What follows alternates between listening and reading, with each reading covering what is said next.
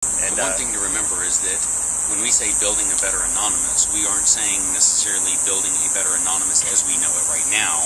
We're saying whether it's Anonymous or the next group, these are the things that need to be done, where better means more effective, less collateral damage, less law enforcement involvement, and essentially kind of a guideline, and Josh wrote a bulk of the 5th article that sets forth a new framework for being a better online activist. And it's that framework that basically says you can still do everything you want, you can be better about it, hurt people less.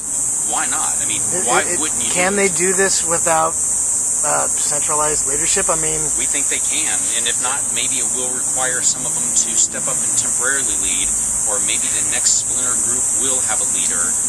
But again, part of Anonymous right now is that we don't have a leader, so you can't pop our leader, you can't cut off the head of the group. If a splinter group takes our advice and they're not breaking laws and they're finding effective activism through legal means, then there's no risk of them having a leader. Then they can have a spokesperson, and that gives them a very powerful tool on top of that. Yeah, when we say building a better Anonymous, we really meant that Anonymous is kind of like an accidental archetype or blueprint, and that blueprint can be improved upon. And when we were actually framing Part 5, we said, picture a group 5 years from now with 0 of its current members. These are all sorts of our friends here at DEF CON, Black Hat, B-Sides. Some of them wouldn't join the current manifestation. They might join something that they felt was more responsible or more impactful. Well, one of the big tactics is, of course, the DDoS attacks. A lot of them like to compare that to a digital sit-in, and of course that has elicited a lot of response, both in support and against. We touch on DDoS here and there, but we had a great conversation with Anon last night here at the con, and some of them, if you actually talk to Anon instead of just look at the media coverage, which was pretty lazy coverage, half of the moral Anons despise DDoS. They think it's hypocritical. If you believe in free speech, why would you censor others? Exactly. In fact, in the We Are Legion movie, there's several Anons interviewed who think DDoS is the wrong tactic. Not just because it's hypocritical, but some of them look at it like sound and fury, a lot of noise but no impact. And even though it was a spectacle and got a lot of press, none of those companies have changed their evil ways. So, they're going through growing pains. It was an early response to the things they're upset about. And what they're finding is, just like we saw Rorschach in them, some of them joined assuming everyone else thought the same way and felt the same way. And they're realizing there's ideological schisms. Some of them are compatible, some aren't. And I do expect to see more than one emergent splinter or new groups pop up that might not share anything with the current Anon, might share certain aspects of the current Anon, but we said this at our Source Boston keynote, they stay at the current level. It'll have a very low barrier to entry, which they enjoy, but a very low impact as well. So those trade-offs come that if they want to start having more substantive impact, they may have to compromise some of the things that they think are working in their favor. Do you think the crowdsourcing technique behind some of the denial of service attacks has given the media and the general public the illusion that the Anonymous movement is actually bigger than it is? Oh, it's certainly going to contribute, but it's kind of a two-edged sword there.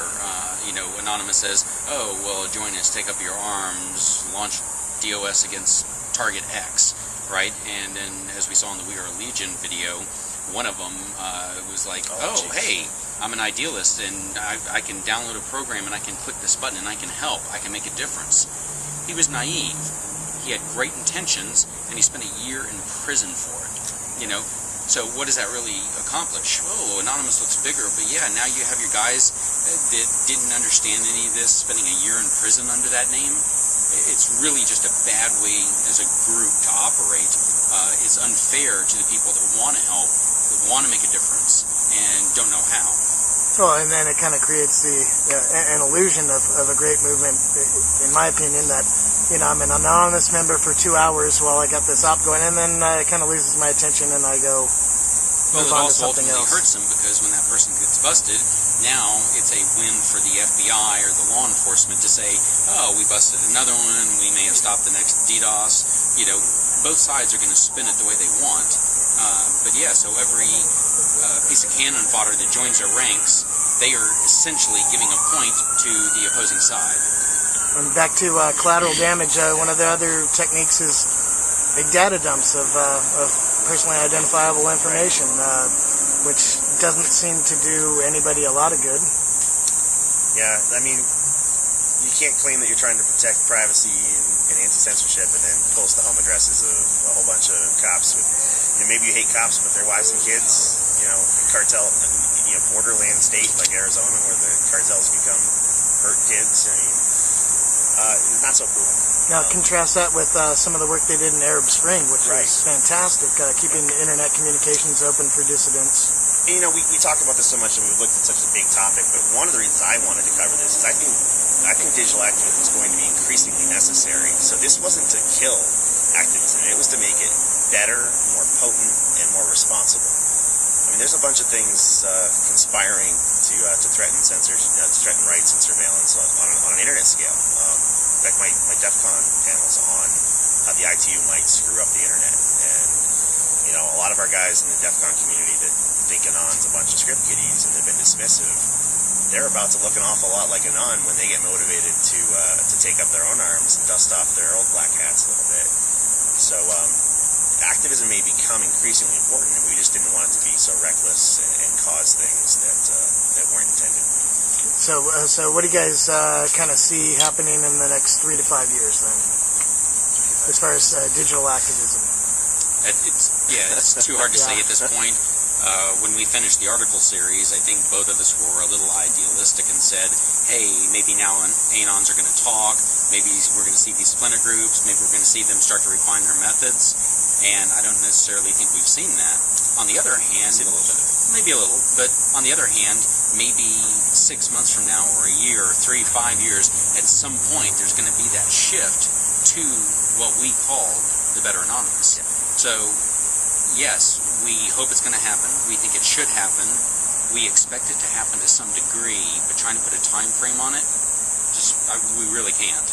Yeah, there's a couple of groups that have reached out recently saying, a lot of things have been taken to heart. They don't agree with everything we said, but they're using our series as a guideline to structure some internal conversations. And, we don't think we got everything right. We never asserted it. We just wanted to iterate get the dialogue going. And even just last night, I had 2 or 3 different conversations with people that might not even know each other in and on. So if the goal was to get people talking and thinking, I think we've started that. It's certainly started to some degree, and obviously we're not going to be able to see how effective it is. But just even a handful of them coming up to us and saying, hey, great article, this is where I'm thinking, this is kind of the gist of what we have in mind, where we as a very small pocket of them, and small pocket means 2, 3, 5 maybe. Yeah, it's a refreshing change to see that response. Excellent. Well, thank you guys very much for taking the time to discuss this with the crowd, and I hope you guys enjoy the rest of your time here. B-Sides wrapping up tonight, and then DEF CON for a couple more days down here in Las Vegas, Nevada. Thank you, Josh Corman and Jericho from Attrition.